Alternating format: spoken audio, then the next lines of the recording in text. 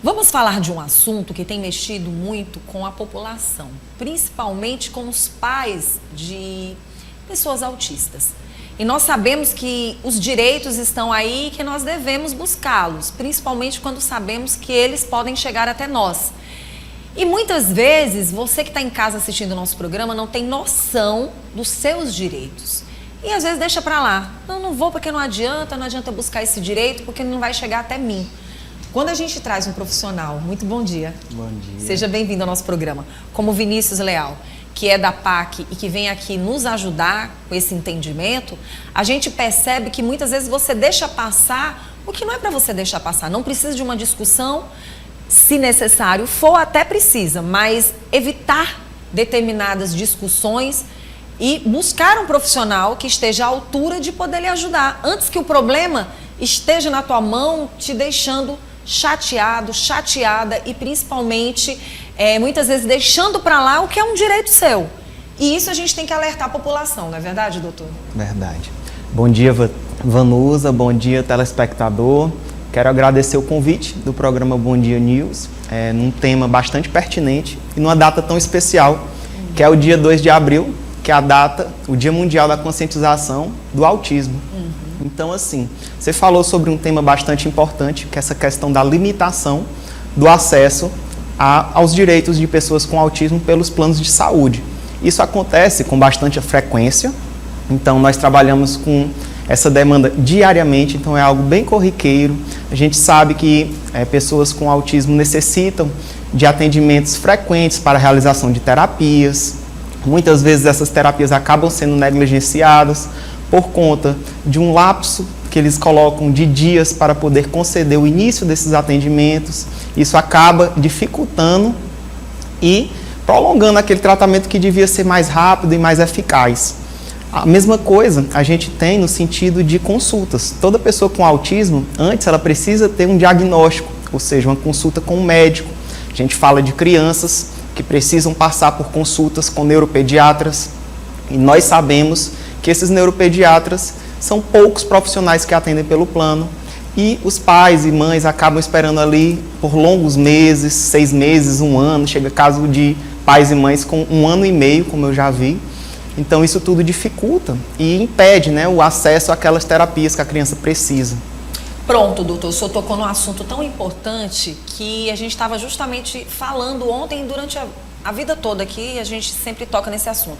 Há uns anos atrás, você encontrava com uma certa dificuldade no tratamento, muitas vezes na própria fisioterapia, na ajuda e no apoio dessas pessoas que precisam desse cuidado. E o que a gente percebeu?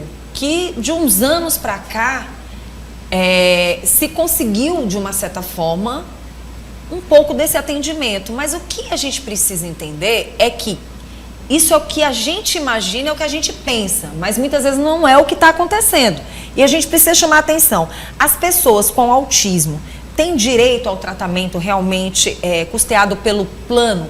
E se tem, por que tem tanta dificuldade nesse custeio, principalmente nesses últimos tempos, que tem se descoberto tantas pessoas com autismo?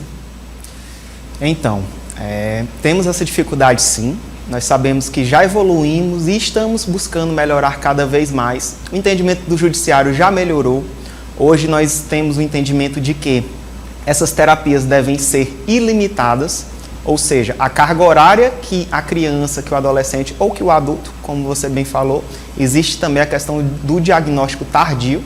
Então muitas pessoas adultas acabam também tendo que fazer esse acompanhamento por não ter feito antes. E isso é importante para ter um tratamento multidisciplinar com a carga horária mais ampla, ou seja, é comum o plano querer limitar a um atendimento por semana, com a duração de apenas 30 minutos, isso a gente recebe com frequência. Então, quando a criança, na verdade, ou a pessoa com autismo, deveria fazer 3 atendimentos, por exemplo, por semana, com 60 minutos. Muitas vezes eles acabam negando de forma administrativa, obrigando a pessoa a ter que ir para a via judicial para conseguir um direito que é previsto em contrato. Doutor, a gente tem percebido que os planos de saúde não só de uma certa forma dificultam, como também a gente tem a sensação de que cada dia vai ficando mais dificultoso o atendimento até dos profissionais relacionados a esses planos de saúde. Porque o que acontece? A gente percebe que quando o assunto é plano de saúde, eles dificultam realmente mais o atendimento, até muitas vezes as sessões, né? Limitam demais as sessões. O que na verdade vocês da área de direito pretendem, principalmente como esses planos de saúde, eles podem de uma certa forma não dificultar? O que a gente diz para um pai e para uma mãe que está assistindo o nosso programa agora? Primeiramente, é dizer para esses pais não cederem, não desistirem. É uma batalha, então temos que vivenciar isso todos os dias com os filhos da gente. Quando a gente tem que levar para terapia, quando tem que ficar indo diversas vezes ao plano, pedir autorização, ter aquela autorização fora do prazo, ir para uma clínica onde você recebe uma negativa, onde eles indicam para você ficar numa lista de espera por vários meses, ou quando direcionam você para uma clínica que aquele prestador não atende aquela terapia, não atende aquela demanda.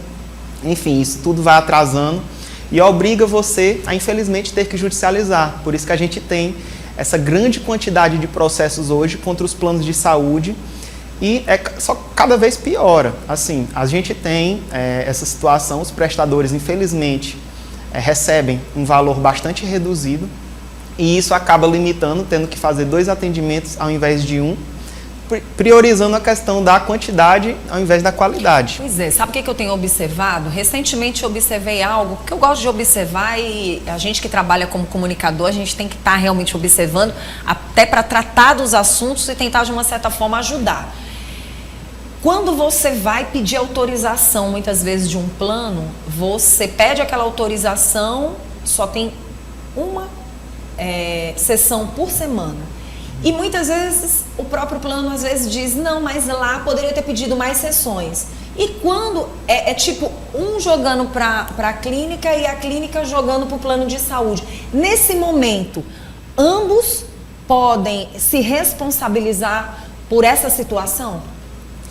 Olha, o contrato do beneficiário é com o plano. Certo. Então, a responsabilidade daquela clínica estar realizando um atendimento ruim ou ineficaz é do plano. Então, de toda forma, você não está satisfeito com o atendimento daquela clínica, o plano tem que lhe colocar para um outro prestador.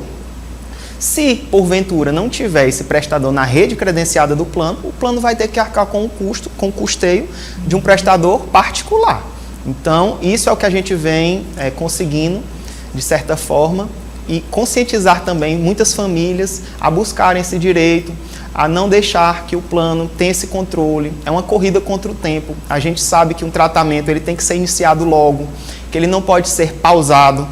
Recentemente tivemos muitos relatos de famílias com tratamentos suspensos por falta de pagamento. Então o plano deixa de pagar a clínica deixa de fornecer o serviço e a criança acaba sendo prejudicada sem o tratamento, sem ter aquela continuidade das terapias. Pronto, já não é muito fácil você conseguir um laudo, né? Aí quando você você consegue esse laudo que você leva, que tem essa autorização, aí o que chama atenção muitas vezes é a redução do horário das terapias.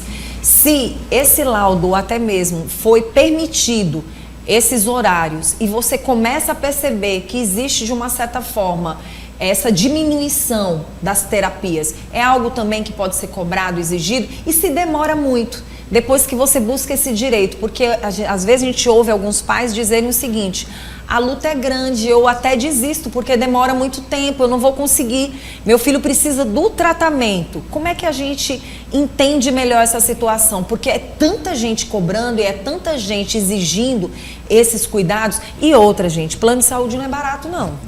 Não é barato, né? E é necessário. Ninguém está no plano de saúde sem uma necessidade, né, doutor?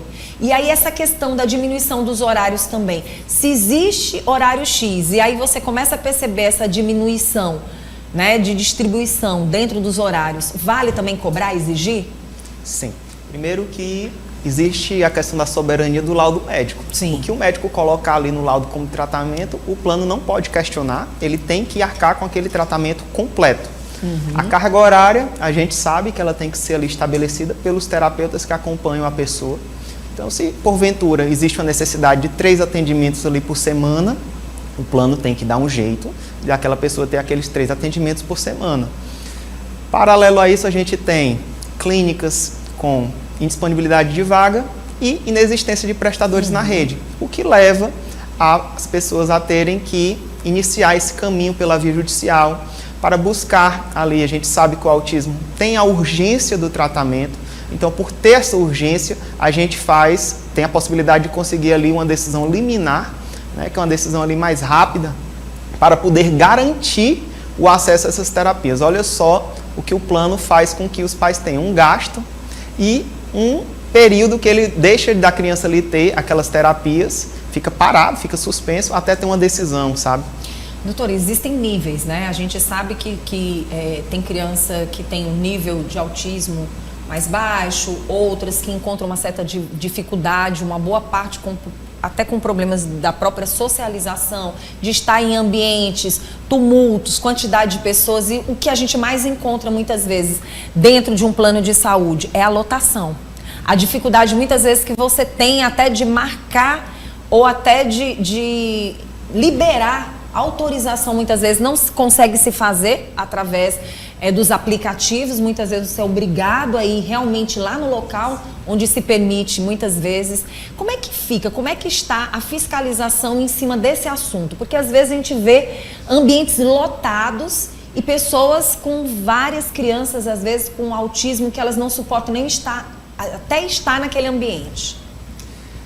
É importante falar sobre esse assunto, pois o plano ele não está ligando para isso, infelizmente. É verdade, a gente tem percebido. Infelizmente é uma situação que é em toda clínica, a gente sabe, toda clínica de rede credenciada tem essa lotação, tem algumas clínicas com hora marcada, ou seja, você ainda fica ali esperando, tem uma hora de chegada, né, ordem de chegada, então você fica ali esperando outra pessoa ser atendida, e aí ele atrasa 2, 3 horas, a gente isso sabe. Isso nos consultórios, né? E quando é o assunto do próprio plano, o ambiente onde o plano libere que não tem consultas? Às vezes, superlotação, muita gente, a gente tem visto isso constantemente. Como é que fica? Como é que está hoje a questão dessa multa? Como é que fica essa responsabilidade, doutor? Olha, a gente tem um canal de comunicação que é a ANS, a Agência Nacional de Saúde Suplementar. Então a ANS ela é um canal onde o beneficiário do plano pode estar ali fazendo denúncias, uma notificação preliminar, para que o plano, seja por questão de descumprimento de prazo, seja por questão de profissional que às vezes lhe atende sem certificação. Então isso é um ponto importante também. Sim. Você está fora de prazo. A gente sabe que para essas terapias existe um prazo máximo, conforme disposto na resolução normativa 566 da ANS, que são de 10 dias úteis. Então você tem 10 dias úteis após a solicitação para ser atendido. E isso na prática ocorre quase que zero. Então o plano tem aquele prazo, eles utilizam até o último dia para poder dar uma autorização ou uma negativa. E quando vem, acaba sendo assim uma negativa, digamos que tácita, ou seja, não está expressa, mas está implícita. Quando vem um direcionamento para uma clínica superlotada, que não tem vaga e que é apenas um atendimento por semana. Doutor, e a negação do atendimento a domicílio? No caso, esse pai e essa mãe deve fazer o quê? Existe uma negativa muito comum do plano e isso serve para o ambiente domiciliar, que é a questão do acompanhante terapêutico. O acompanhante terapêutico ele é uma figura muito importante no tratamento multidisciplinar de uma criança com autismo, de uma pessoa com autismo. Serve para acompanhar em ambiente natural, ou seja, pode ser em ambiente clínico, pode ser usado na escola, pode ser utilizado em casa. Esse acompanhante terapêutico ele vai estar ali aplicando na criança a ciência ABA, está acompanhando com ela, realizando orientações, informando sobre os pais, dando aquelas devolutivas de como está funcionando o tratamento da criança, as evoluções. Isso é muito importante. E os planos sempre negam de forma administrativa. Felizmente, a gente estamos conseguindo decisões, né, na justiça a nível nacional. Os juízes já estão entendendo que o acompanhante terapêutico ele deve sim ser custeado pelo plano de saúde. É onde entra essa parte do atendimento em domicílio, ou até mesmo de outros profissionais. Não obrigatoriamente o profissional ele tem que atender no ambiente clínico. Ele pode, a gente sabe que tem níveis de suporte, 1, 2 e 3. Alguns níveis não permitem que a criança vá para um ambiente de clínica, então ela tem que ser atendida mesmo no ambiente domiciliar. Ela não pode deixar de ter o atendimento e impedir o desenvolvimento dela como pessoa. Doutor, sabe qual é a sensação que a gente tem muitas vezes? De que está virando uma bola de neve. Sim. Gigantesca, que a qualquer momento ela pode, né, se romper. Isso chama muita atenção da gente, porque parece que cada dia que passa vão dificultando mais e menos profissionais para o atendimento. A gente percebe isso. Menos profissionais para o atendimento, menos colaboradores dentro do próprio local do plano de saúde para atender aquela demanda gigantesca. E aí a gente vai percebendo que é como se tivessem perdidos nesse tempo todo, né? A gente tem visto o crescimento do próprio autismo, a gente percebe a dificuldade muitas vezes de você conseguir um psicólogo, conseguir um psiquiatra, um neurologista, uma pessoa que possa realmente acompanhar seu filho muitas vezes. E a gente tem percebido que a cada dia que passa está dificultando ainda mais. E aí eu queria, se existir, eu queria que o senhor citasse alguns dos direitos que o plano de saúde parece que tenta esconder da gente. Existem esses direitos e que às vezes quem está em casa nem sabe. Verdade. Se tem alguns aí, se o doutor pudesse citar, né? Alguns direitos que parece que eles não querem que a gente saiba. Só complementando essa sua fala, que foi muito importante, sobre a questão da redução de prestadores. Sim. Gente, para você ter ideia, tem planos de saúde aqui com 150 mil vidas e 3 profissionais neuropediatras. Então, assim, a conta não fecha nunca. Meu Deus. A gente sabe que vão ser 6 meses, 9 meses, 12 meses. Às vezes você vai para uma consulta, esse profissional não fecha o diagnóstico de primeira, pede um retorno, e esse retorno leva 1 ano da criança sem o tratamento devido. Causa um prejuízo imenso e irreparável. Então, assim, a gente sabe também que isso muito é motivado por conta do valor baixo que eles recebem, ou seja, para ser credenciado você acaba ali recebendo um valor bem abaixo do que um particular cobra.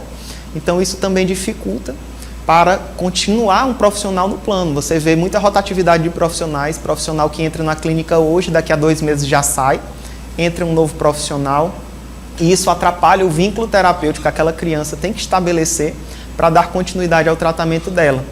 Sobre a questão dos direitos, nós temos um ponto principal em relação ao autismo, eu vejo como a questão das terapias.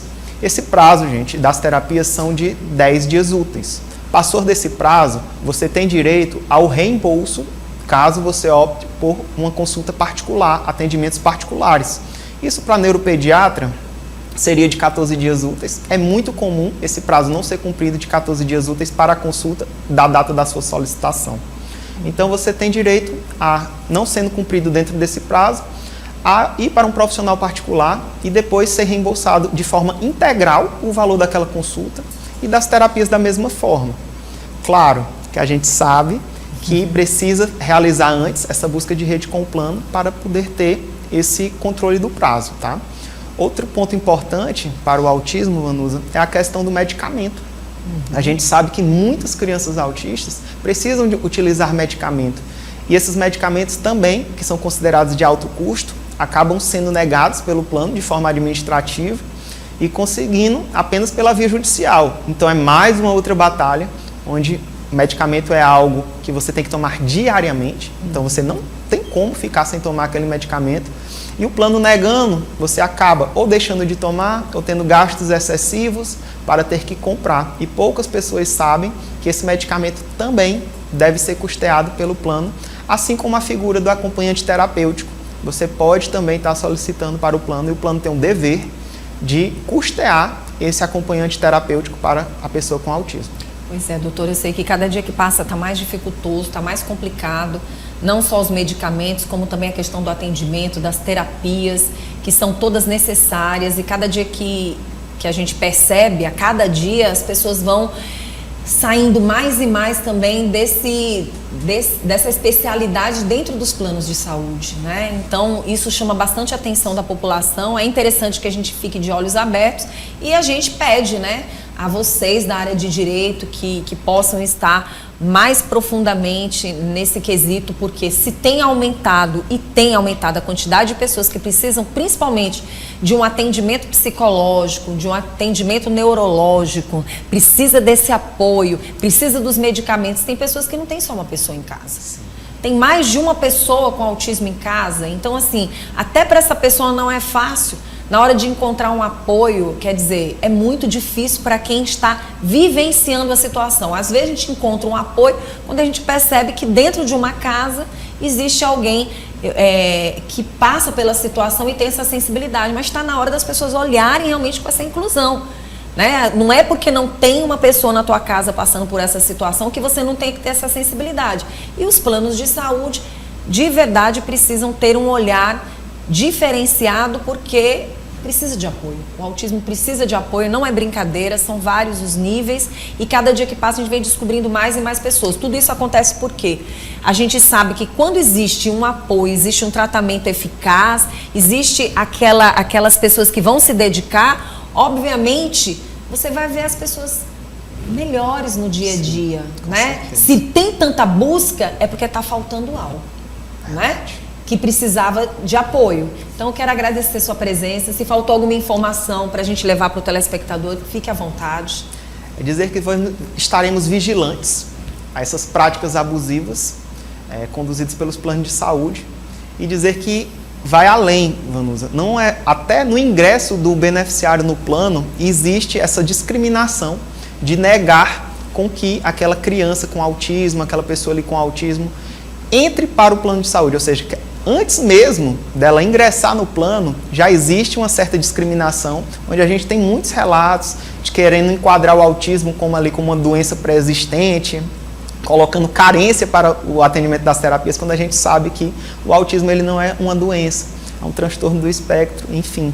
Esse é um ponto também que acaba limitando até o acesso ao plano. Antes mesmo de realizar as terapias, tem essa discriminação também. Quero agradecer o convite do programa, dizer que é um tema bastante pertinente e que esse tipo de demanda nós recebemos diariamente, são diversas queixas e diversas práticas abusivas. Muito bom, é bom a gente falar sobre esse assunto. O importante é que a gente pode falar, a gente pode cobrar, a gente pode exigir e a gente está aí do lado das pessoas que precisam desse apoio, porque nós estamos aqui para informar e cobrar também. É nosso dever quando a gente tem a liberdade de se comunicar com respeito e, claro, buscando os direitos e os deveres do cidadão para que isso possa acontecer. Quem quiser entrar em contato com o doutor, como é que faz? Instagram, @ViniciusLealADV. Será um prazer tirar dúvidas e conhecer um pouco mais sobre vocês.